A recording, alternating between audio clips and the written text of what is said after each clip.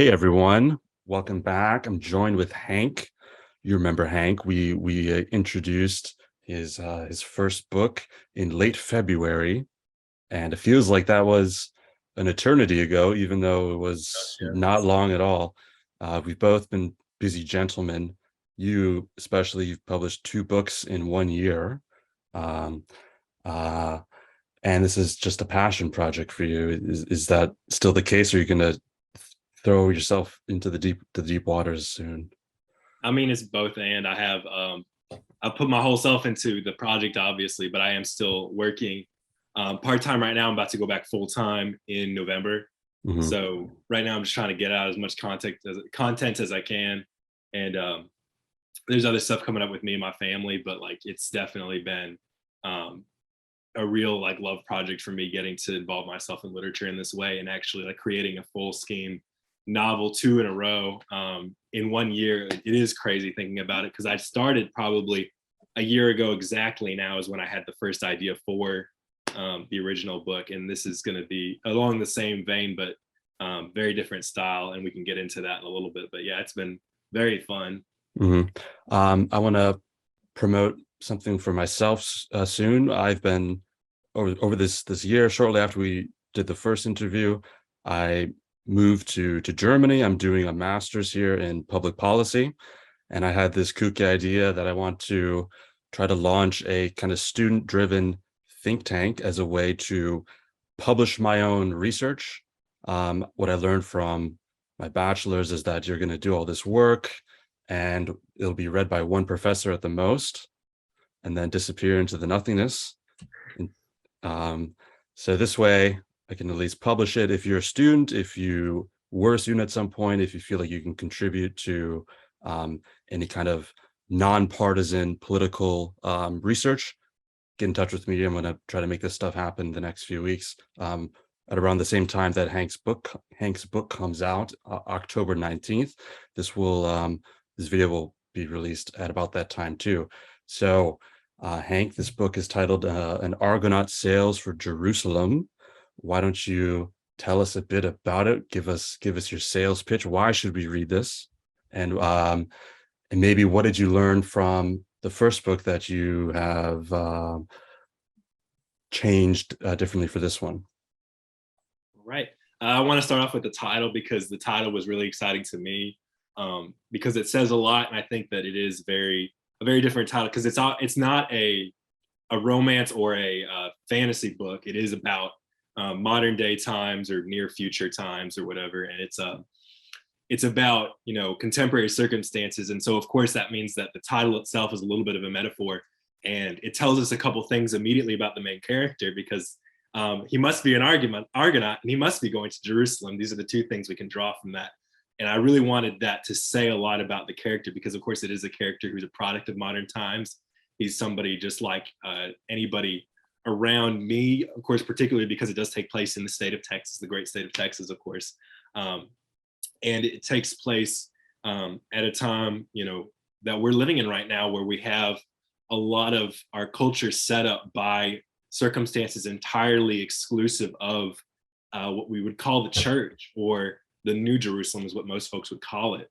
And so, though there's your two setups, you have the Argonaut and you have Jerusalem. And how does the Argonaut reach this New Jerusalem, this church, and how does he enter into it? And how does he come to understand that?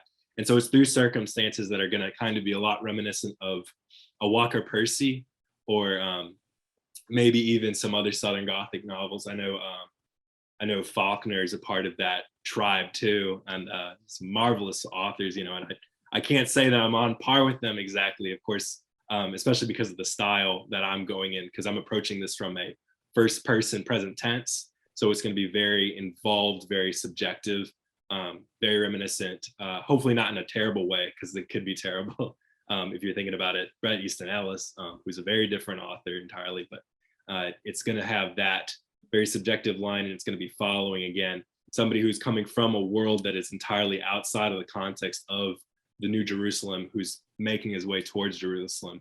And how does that happen? What kind of grace is involved in that?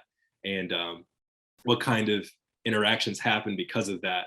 Because it's also a war novel, and it is also about the coming of age, the specific coming of age that comes through that, and that is not like, and again, this is the reason we read novels, is because it's not like something that we're used to usually.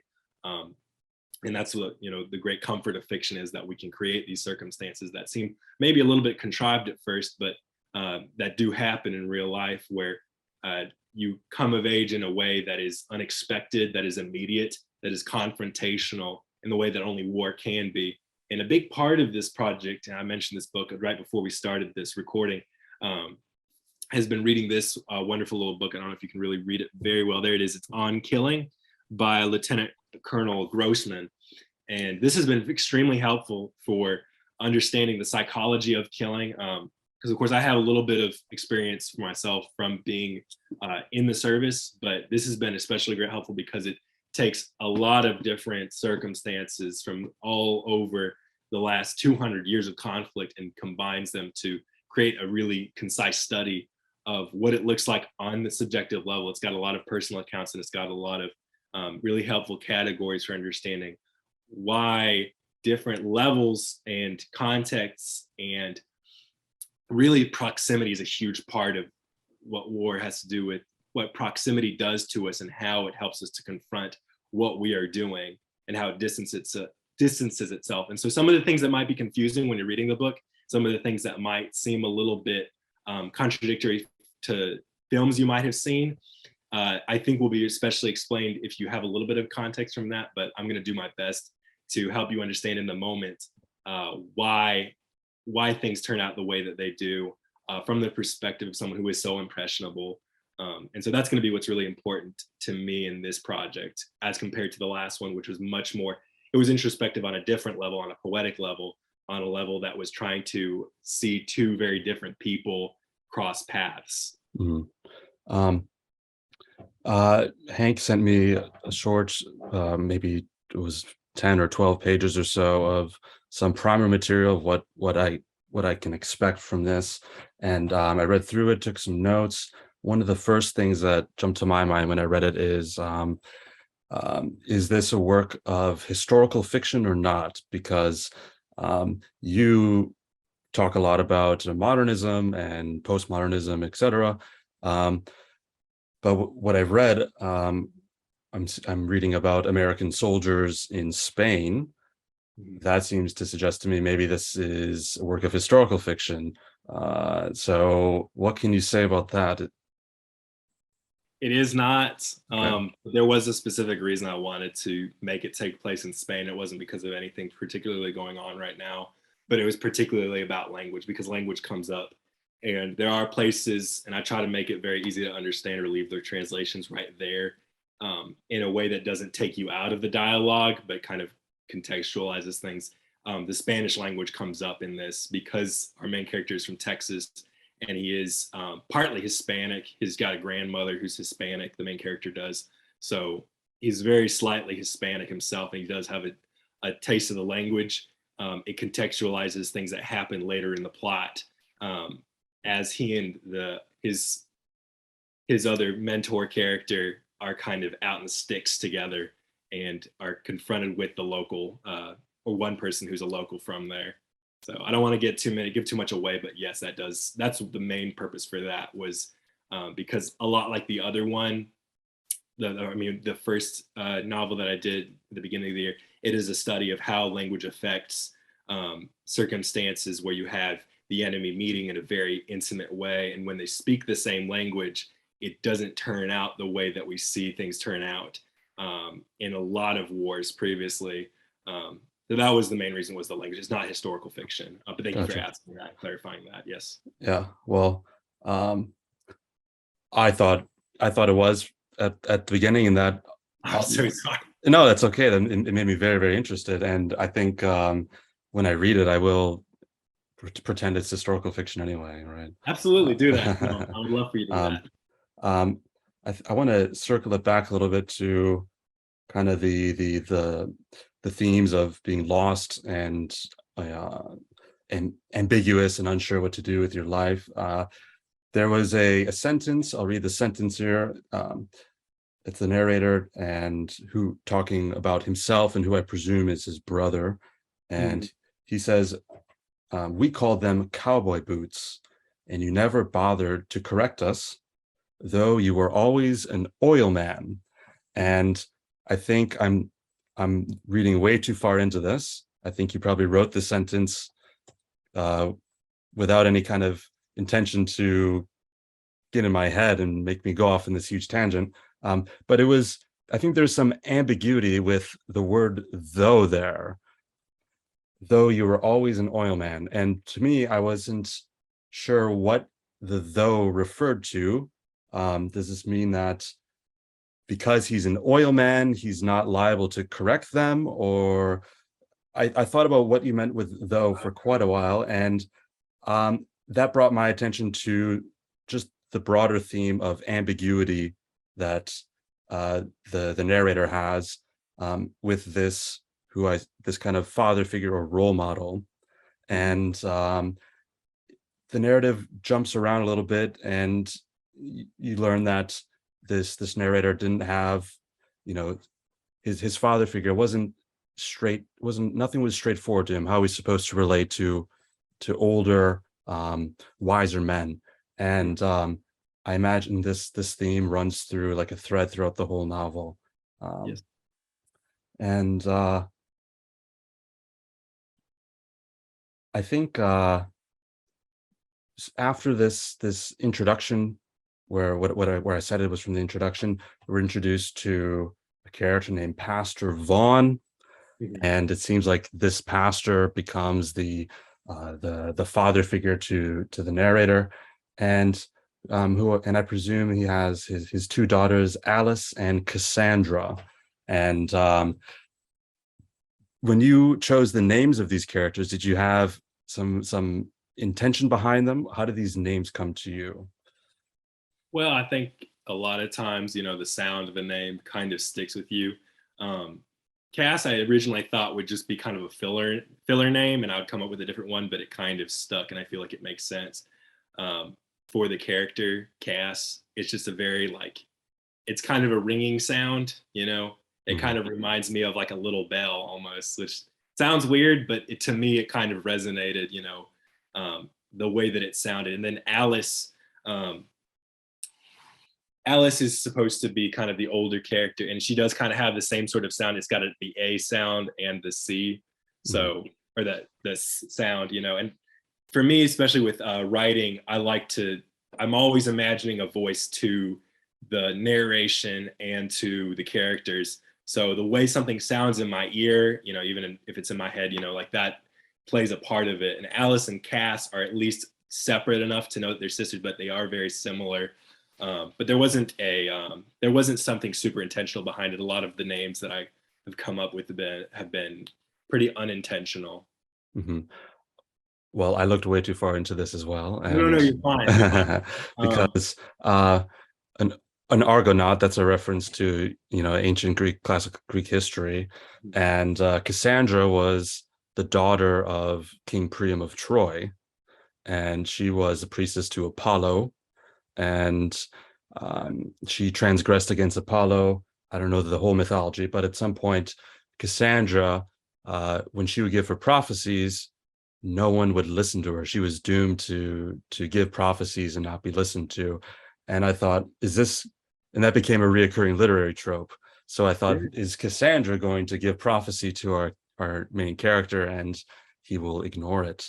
But later I read a little something from the mother, and if I remember correctly, the narrator says, "Oh, Mom, you were right. I should have listened to you." So I think the mother is playing that literary role as the wise one that no one whose advice is not listened to. Is that what would you say that's accurate?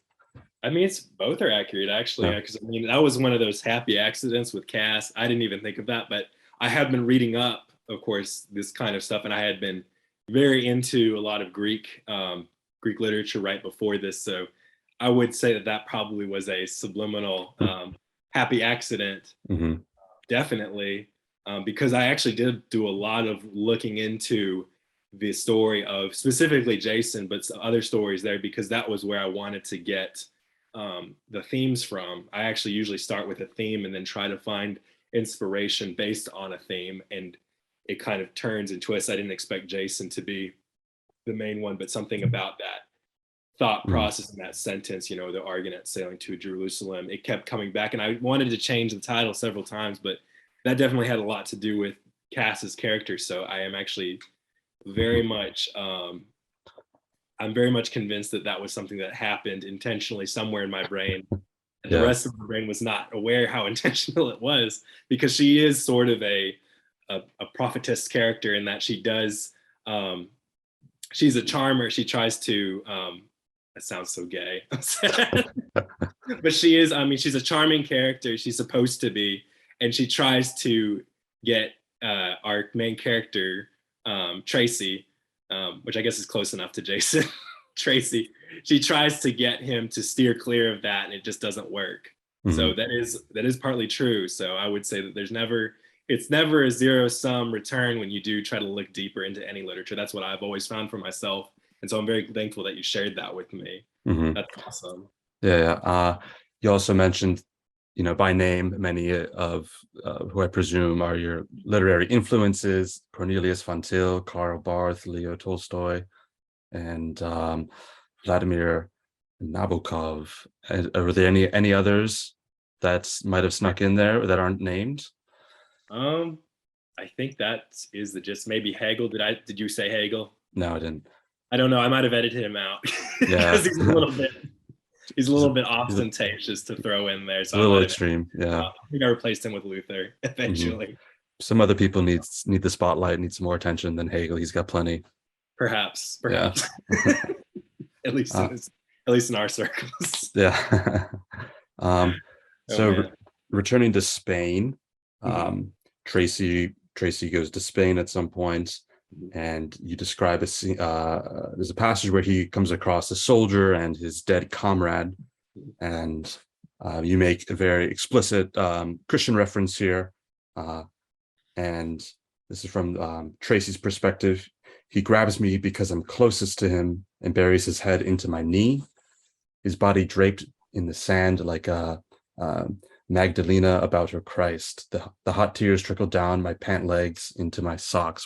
So that's a reference to, um, from which part of the Bible, I don't remember. I think it's attested to in all of three of the books. Probably all three of the synoptics, yes. A The sin, synoptic gospels. yeah, a sinful woman anoints Christ's feet and head. So Tracy is compared to Christ in this sense, and on the return home, I think there was another Christian reference, but this one might have been subliminal or unconscious. Um, you write, when I make it back home, I arrive by myself in the middle of the night. The wet black tarmac is like an invisible sea. As I step off the plane, I imagine a nothingness before me, a hot, calm nothingness where I might drift endlessly. So I think there's two. There's Christ walking on the waters, walking on the sea, and also wandering in the wilderness after his baptism. So um, is Tracy is he tempted during his return to Texas? Is Texas a very tempting place for you? Not for me, but for Tracy, yes. Okay. It is Uh-huh. it is it is in a sense there's temptation, but in another sense it's what a lot of temptation kind of comes down to, which is the higher, I would say higher, and maybe it's a lower concept, but of crossroads, because in a sense there's not really like a determining factor of where he ought to and where he ought not to do with his life at this point, because that's the great wilderness. And I'm Mm, glad you mentioned that, that reference there, which I didn't notice the wilderness, which is and I maybe noticed more the Genesis in that when I was writing. I was like, oh, this is kind of like Genesis about hovering over the surface of the waters and this idea of an emptiness that mhm, has creative potential. But the wilderness is, I do use that reference elsewhere. I don't think I sent you a part of the book that had that reference. There was a specific wilderness reference that I make towards the middle, but this one definitely makes sense that it would kind of be reminiscent of the wilderness, because the great wilderness when you is what really starts when you leave the military, and all of a sudden you have this extraordinary freedom that you're not sure what to do with. And it is the shortest part of the book is after he gets home from his deployment or his really his enlistment, and that's where a lot of things that were kind of left terribly undone as he leaves to Spain, you know, he comes back and it's all still twisted up. And a lot of things kind of have to get hacked out of the way or left unresolved there in the wilderness when he gets back to Texas. So, Mhm, yes, that is a very apt illustration. I'm glad that you noticed that. mhm. Uh, that's that's everything that I pulled from the short synopsis that you sent me. Uh, but I think it would be interesting to if you could talk a bit more about your military service, your deployment, and what you mentioned the Great Return. That's when you return to normal life. That's the real wilderness, and you Yeah. need to find something to do to fill the time. Um, for you, is that writing? Did you write while you were deployed, or what? I Mhm, wrote poetry a little bit, and I mhm, did write song. I actually was very more musically inclined back then. I still play guitar and stuff, but I had more of a mind about being musically being musically involved when I got out, and it just never came to be. It just wasn't something that really like presented itself to me. And so I had written, obviously a part of writing music is writing poetry, and I had written poetry standalone before that, never published anything. So it definitely was a part of my process of kind of charting my way out of things, was getting super involved in poetry. I didn't really get involved in poetry till my father-in-law actually introduced me to Ash Wednesday by T.S. Eliot. And I probably mentioned this on the last time we talked too, because I mean it was just a really influential moment, realizing the depth that poetry could go to, realizing the weight that it can have on a pure aesthetic level, even because that mhm, is a very aesthetic poem to me. All of Eliot's works are, and so that affected me so much that it got me involved in writing poetry. And it wasn't until last year, towards the end of the year, towards the fall, when I realized that I had um, more of an inclination to write something that felt like more than that, because poetry to me felt very fragmented. I think it was maybe just because I was involved in reading. I was reading a lot of more fragmented. Of course, Ezra Pound is extremely fragmentary, as well as all the modernists are. They're kind of there's the leftover imagists is kind of what they are from the early 1900s, mhm, and they're not untouched by cubism. So mhm, you know, artistically, they're a very fragmented group. And so I just needed to have something that I could really chew on. And so coming up with a narrative or two narratives really for the first book was imperative, I think, to me in order to give myself a real challenge, something to accomplish that would be worth showing to the world, even if I didn't have a great platform for it. And I actually got into um, and before that, I was really into philosophy, and then I realized all the work that went into trying to get published in philosophy. But I originally started the Instagram page, which is now, it was philologism, and then it was something else, and now it's Hankules, yes, Instagram.com. And I originally started that way back, though, because I wanted to give myself a platform or room to publish work and have an audience for it.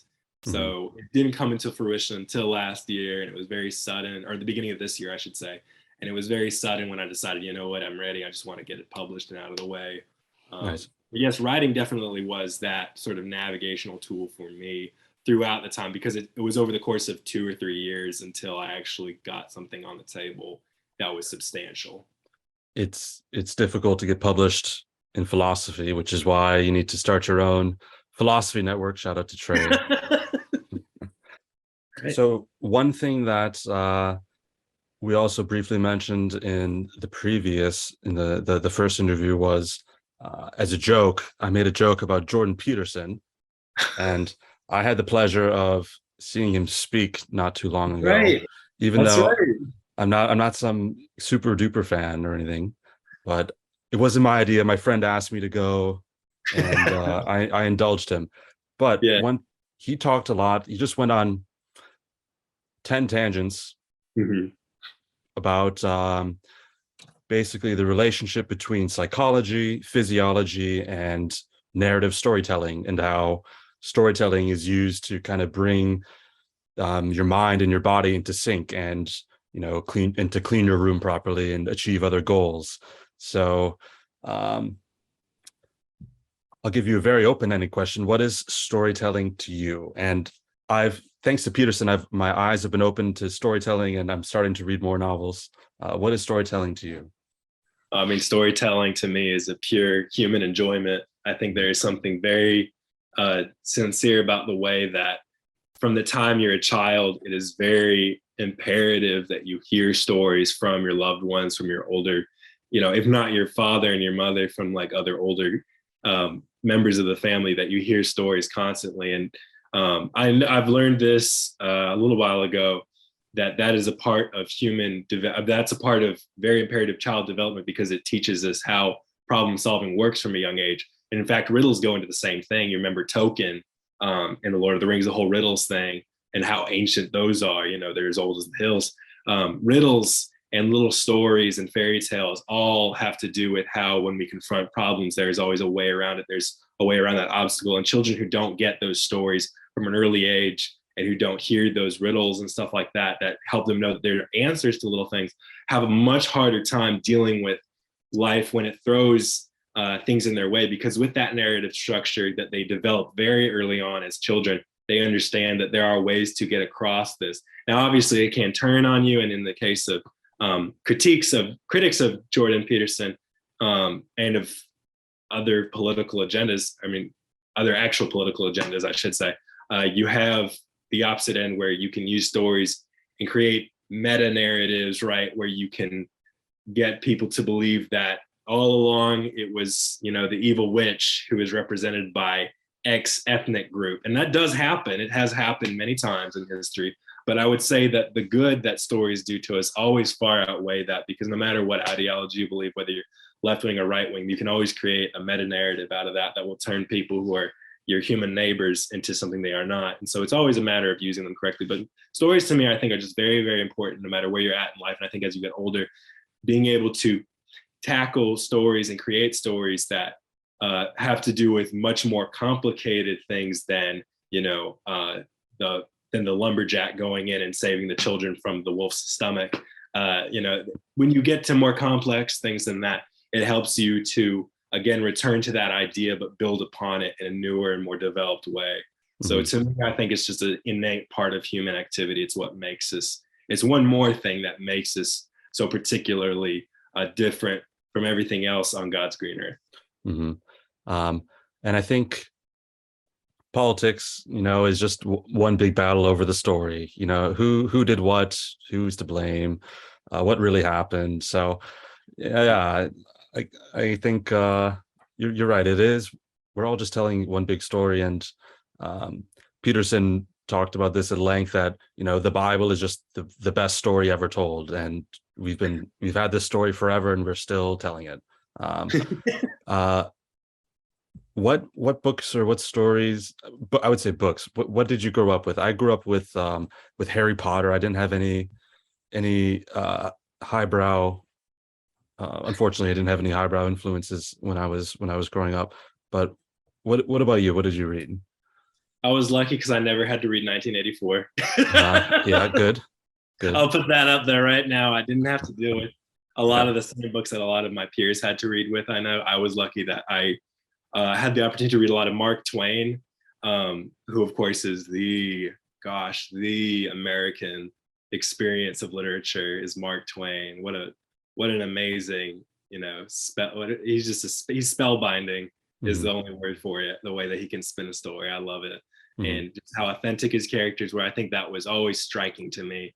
How Tom Sawyer and Huck Finn were just these two real living boys that were just like me, and reading about them was never foreign, even though it was 150 years prior is when it's supposed to take place. And so him, a little bit of Moby Dick, and a little bit of, Melville here and there, like Bartleby. But gosh, before that, it was the Lord of the Rings. Not the Lord of the Rings, it was the Hobbit, and it was give me a moment, the Lion, the Witch, and the Wardrobe from C.S. Lewis. And my dad would actually read to us from the Arabian Nights when I was little. He read from us C.S. Lewis, and he'd read us the Arabian Nights when I was very young.